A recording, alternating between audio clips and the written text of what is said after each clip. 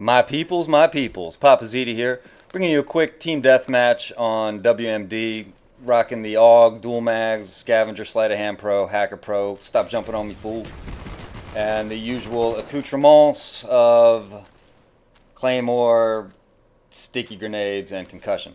What I want to talk about, I think I go like 15 or 14 and 1 in this video. I'm running with a full party, so kills are kind of hard to come by, but what I want to talk about is Alki David.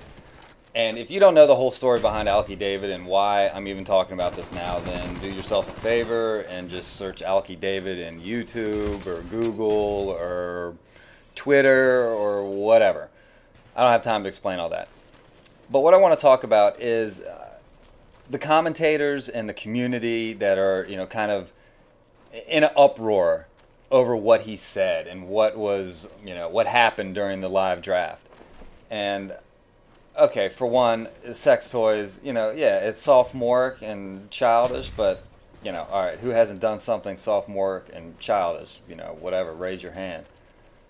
And then the assisted suicide thing, in poor taste. Even if it was a joke, which I personally don't really think it was, knowing what I know about Alki David, but regardless of that fact, the reason why so many people, adult commentators that I've listened to anyway, who I tend to follow, are up in arms is because, kids, my kids, the kid test, excuse me, and, would you let your kids watch it, and, blah, blah, blah, and that's why I'm backing out. Yeah, well, no, you know what? And I wouldn't have even let my kids be in the same room with me during that live draft.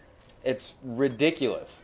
It's like, if I was going to take my kids to a rated R movie, and then get all pissed off because someone said the F word or the N word or talked about drugs and alcohol or there was a boob or a penis or, whatever. What am I going to get pissed off at the theater? Am I going to get pissed off at the director, the actors, the person who wrote the screenplay? No. There's no one to blame but yourself. So if your kid, and I'm sorry that had to happen to some people, that your kid was in the room or walked in the room or whatever and you had to explain something very uncomfortable and shocking, and probably they were too young to learn about stuff like that, but don't put it on Alki David, don't put it on anybody else but yourself.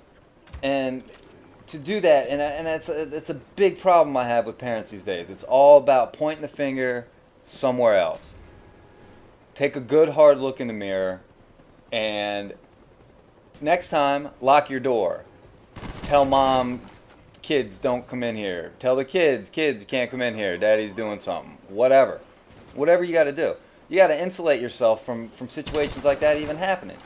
So, while I don't necessarily, as far as taste goes, that'd be pretty disgusting to live stream something like that.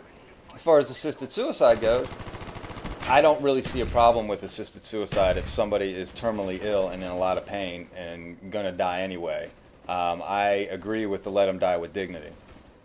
But I guess what I'm kind of most pissed off about, some of the commentators that I've heard, is this whole notion of family and the kids test and your moral compass was compromised somehow if you were going to take part in this.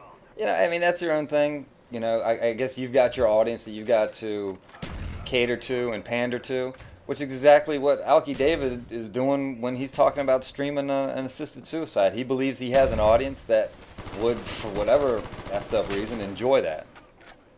Whatever. It's disgusting, but people are out there that like that kind of stuff, I guess. Anyway, guys, this is wrapping up. Get the last kill here. Bink.